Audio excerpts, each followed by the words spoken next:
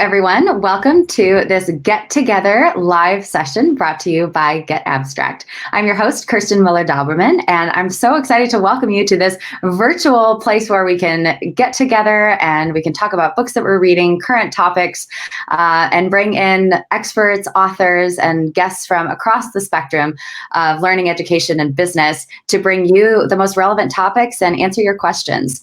We have launched this format at the beginning of the week. We know that we're all adapting here to new work environments, and we want to take advantage of that and share this knowledge that we're all learning together as we adapt and cope with the current work realities and support each other. Today's live session is going to be about a really interesting topic, and very happy to welcome our guest today, Koni Gebistorf. He's the executive editor at getAbstract, and he is joining us live from Lucerne, Switzerland. Koni, welcome to the show. Hello, Kirsten. Thanks for having me. Absolutely. So the title of this session is The End of the Baby Boom. So we're going to be basing our discussion on 3 books on older workers, mainly that baby boomer generation. So why focus on this particular generation? Why now? Well, why focus on baby boomers? Maybe first we should clarify for the younger listeners who they are, who these baby boomers are. They're basically the generation that was born after World War II until, I would say, early 60s. So they're roughly 60 to 70 years old now. Could be maybe your mother or mine.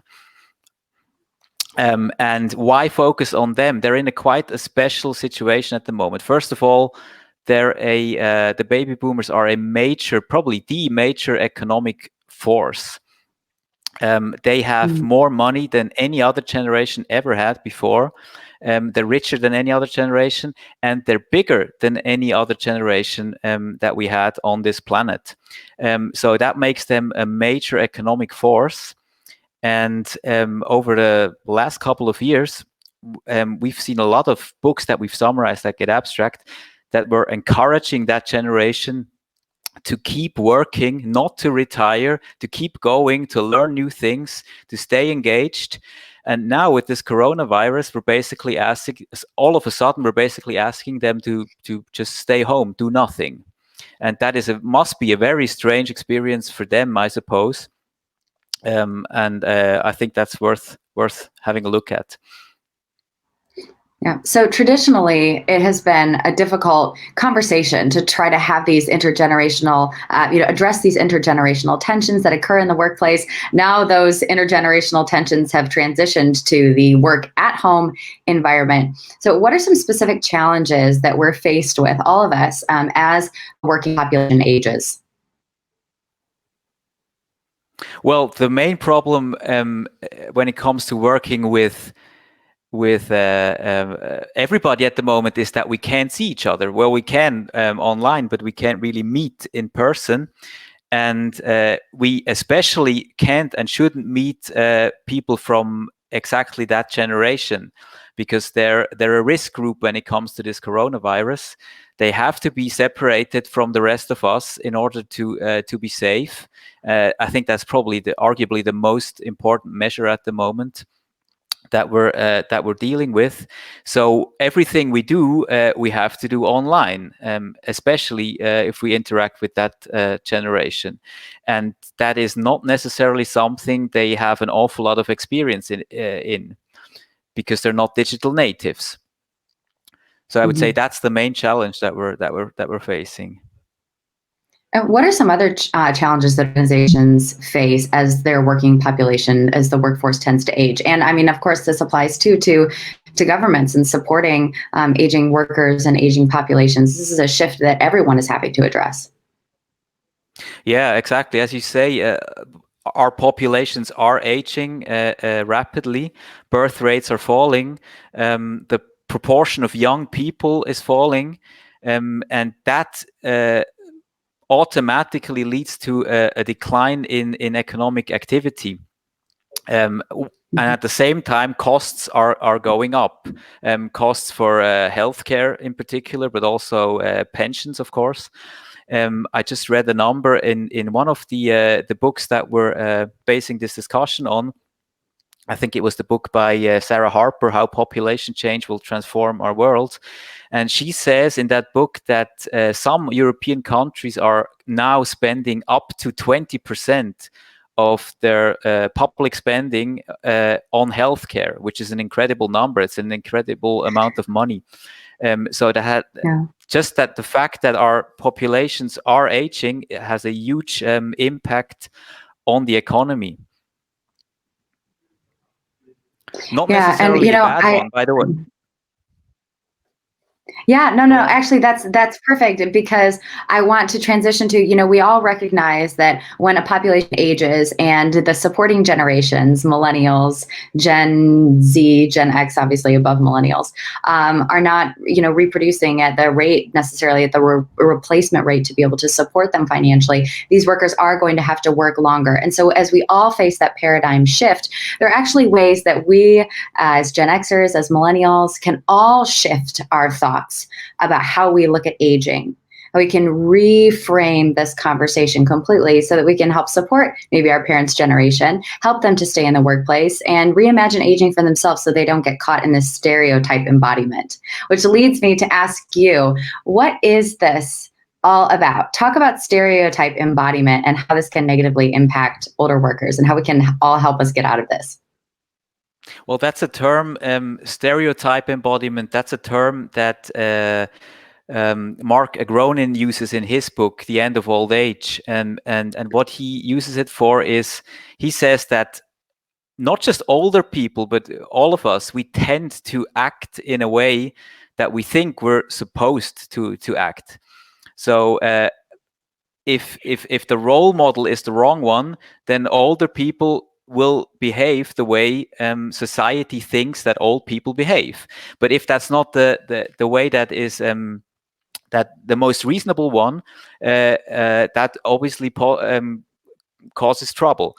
And so what we do have to do is change that mindset. And maybe when it comes to stereotype embodiment, maybe I can give you a little story that I witnessed just last week. I think it was a neighbor of ours. She's about 70. Asked me whether she was looking for a T-shirt for her granddaughter, and she wanted a T-shirt with a little rabbit on it. That was her granddaughter's wish. So she said to me, "Look, I went to all these shops in Lucerne, which is a small town for those who don't know. So we have about maybe 5 or 6 shops here in town that would sell something like that potentially." And she went to all these shops and didn't find that shirt with the rabbit on it. And she was kind of desperate and said, "Look, I went everywhere. I just couldn't find one." And then I asked her, "Well, why don't you just go online and Google it, and in 5 minutes you'll have that shirt? It can't be. I guarantee you, there must be hundreds out there that tick all the boxes that your granddaughters need ticked." And then she said, "Well, I don't do that. I just don't feel comfortable. It's something I've never done. I don't buy online. It's too risky. I'm not used to it. I don't know how to do it." And that is exactly the kind of stereotype embodiment that Mark Groening talks about.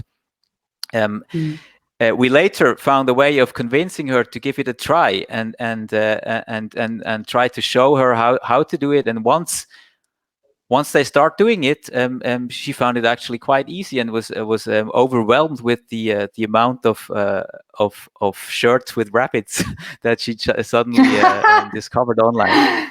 You open up a whole can of worms, maybe. Now she's going to be on the internet 3 hours a day finding thousands of rabbit shirts. The internet can be a black hole in that way.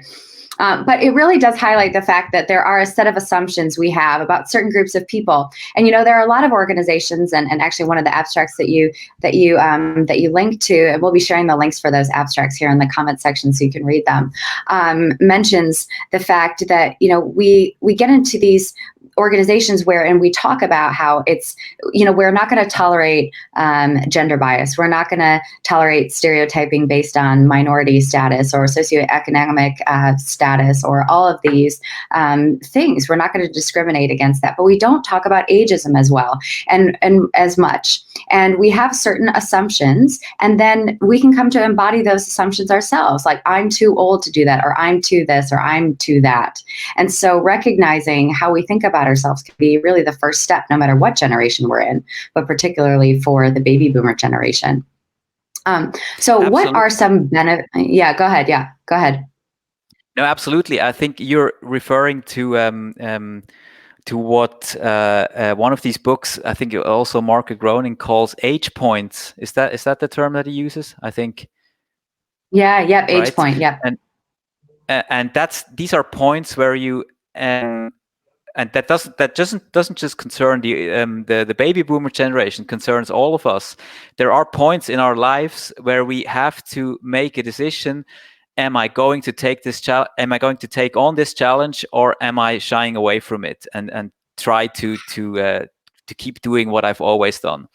And we have to encourage everybody, ourselves, but also older generations, to give it a try. Like in that little story with the rabbit shirt, just even if you feel uncomfortable, even if it means that you have to leave your comfort zone, you have to leave it. And once you leave it, you'll find that the grass is just as green on the other side. Yeah, absolutely. And that leads me to the benefits that organizations and we all can experience from making sure that this baby boomer generation is appreciated for all that it has to offer, because every generation has something really valuable to offer an organization. Like, I know there are things as Gen Zers come up that, as even more of digital natives than millennials are, they have skills to offer, which I as a millennial do not. However, there are skills that baby boomers have to offer a company that millennials and Gen Xers do not. And Agronin talks about in his book these 5 character traits that we can help honor in our work cultures. Those are that of the savant, where they have to offer knowledge, the role of sage, where they offer judgment and valuable wisdom, curator, where they can offer empathy, creator, where obviously they're able to be creative. We know some of the greatest artists, musicians, poets, writers, etc., were most active and profound in their creations at the end of their careers. And seer, or insight, someone who can really cast vision for an organization. So what, in your reading, as the executive editor who goes through all of this and sees the importance of these generational books right now, what are some of the other big benefits that you see baby boomers being able to step into right now and serve their organizations? Well, what I found astonishing and very interesting to learn was that one of the abstracts that we have here of the 3 talks about how with age you start integrating both sides of your brain more than you do as a younger person. I found that very interesting. What does it mean? For instance, it means that older people in tendency are better at focusing. They are better at handling distraction. Maybe that's also has something to do with the fact that they kind of see that time isn't endless, which makes them focus on what really matters. And I experience that a lot. I'm sure it's the same for you and for everybody who's listening and watching. Older people often have a much better understanding of what really matters. They're less prone to falling for bullshit, if I may call it that. They have a clearer focus, and they're not that easily stressed by things that will be past and gone and won't matter tomorrow. And this might have something to do that they have a better overview of what's happening. They're better at seeing it in context, and that again might have something to do with this fact that is described in Mark Groenin's book, that they use both sides of their brain much more and integrate them much more than a younger person would. I found that very interesting. Yeah, absolutely. So what do you think keeps people from retiring later, from staying active, from pursuing new activities? If you could encourage, because it's good, I think, to personalize. When we talk about another generation, obviously we can go into this kind of us-them mentality. But I think of my parents, for example, and my dad retired, and now he's going back and teaching at a university. Well, now he's virtually teaching, like I'm sure many of you out there, if you're professors or working in any kind of educational context, now all of your job is remote learning. But then my mother, too, has been this incredible example now that she is retired and in that baby boomer generation, but she's got this new lease on life and is really taking charge of a nonprofit and is finding a lot of satisfaction in that. And so we see good examples of people doing this. But what encouragement would you give maybe someone like a parental figure in their life who's gotten stuck? How would you encourage them from the science and what you've read to stay involved, to stay active, because there's so much benefit in that? Well, often what often does work is that as you get older, you kind of rediscover your passions that you had as a teenager, maybe, and often that time in life is probably a good one to go back to that and see what you really care about, and then try and find things to do in that area and try to be helpful where you're the most helpful. For instance, my mother was a teacher, worked as a teacher for a long time, and she now really appreciates the fact that she can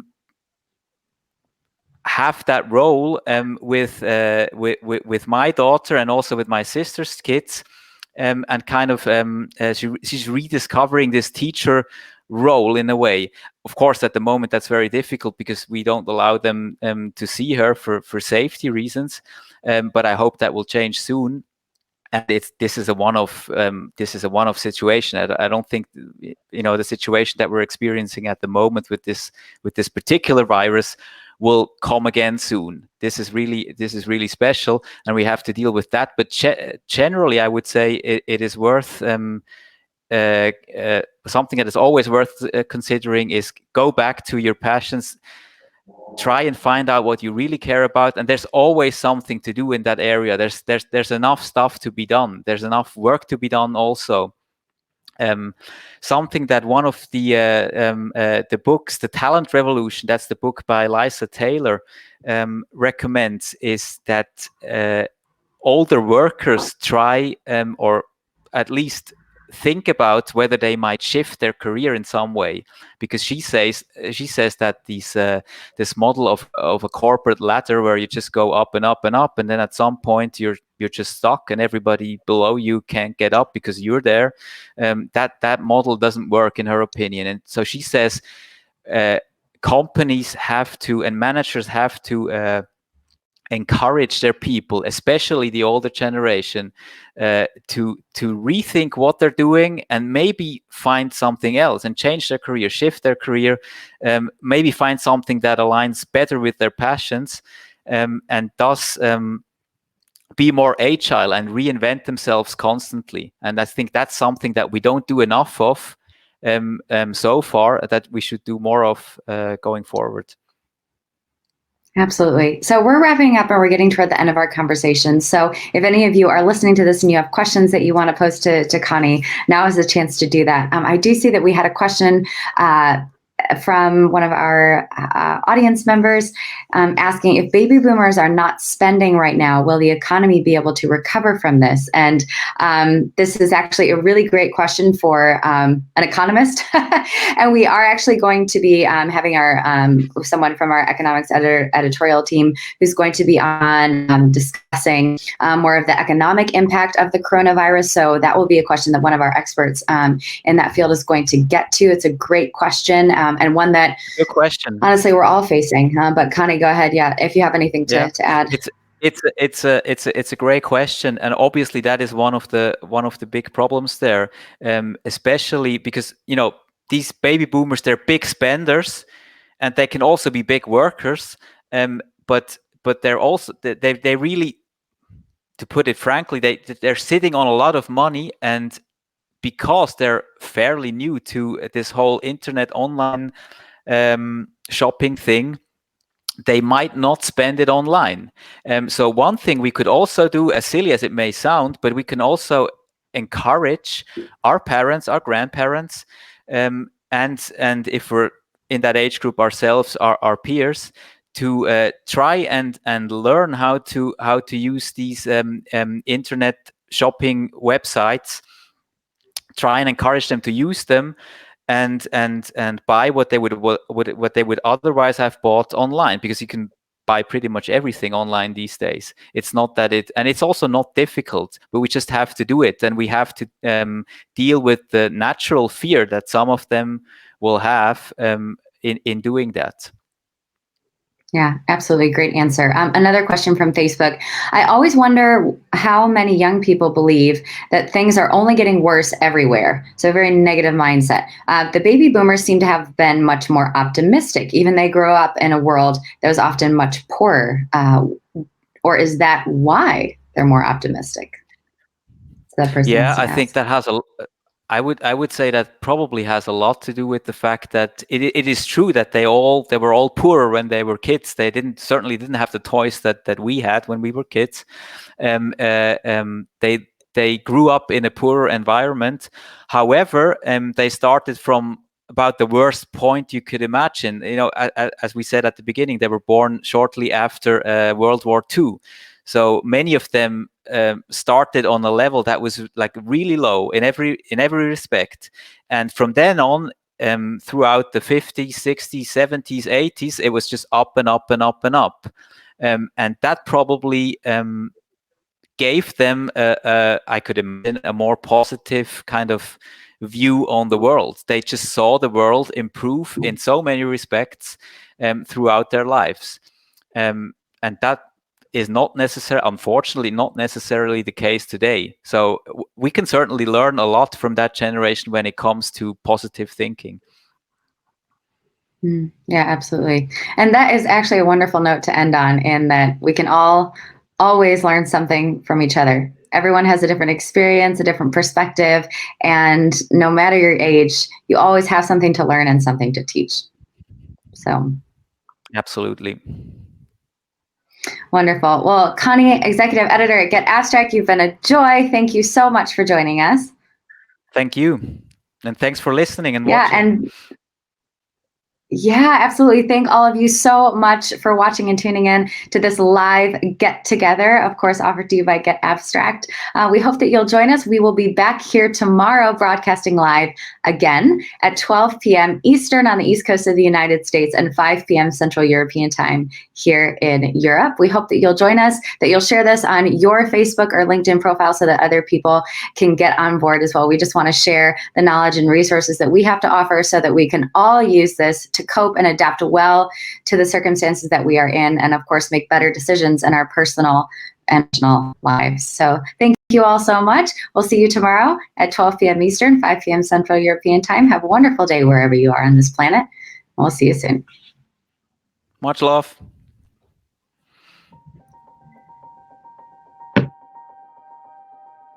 Extraordinary challenges require extraordinary responses from thought leaders, company executives, and employees.